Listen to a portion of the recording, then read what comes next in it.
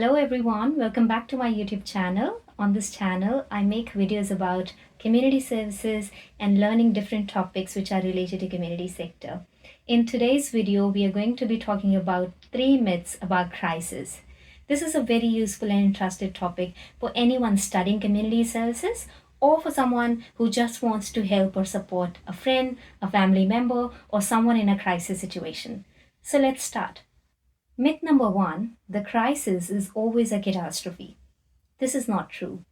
But when I say the word crisis, most of us start picturing it in a very dramatic way.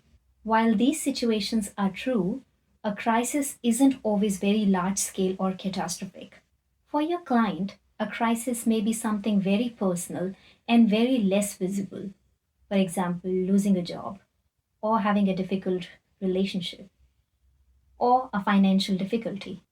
So, this isn't exactly the size of the crisis or the size of the event, but it is actually about how a person experiences it. A crisis happens when a person feels overwhelmed and has a difficulty to cope up with their current situation. So, it is important to consider individual perspectives here. Even if it doesn't seem like a big deal to you, it may be a life changing thing for someone else. Myth number 2, people in crisis are always weak or they're overreacting. This myth is false because people in crisis are not weak, they're just humans.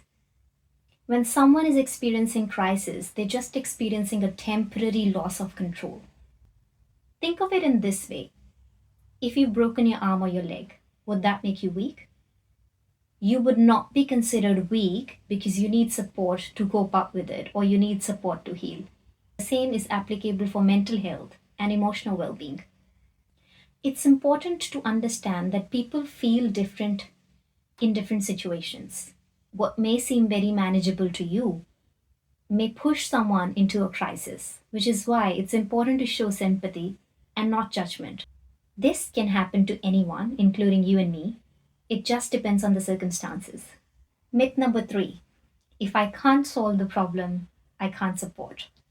A lot of community workers, they struggle with this thought that if I can't fix something or if I can't solve the issue, I am of no use. Well, here's the truth: you don't need to fix everything, your support is enough.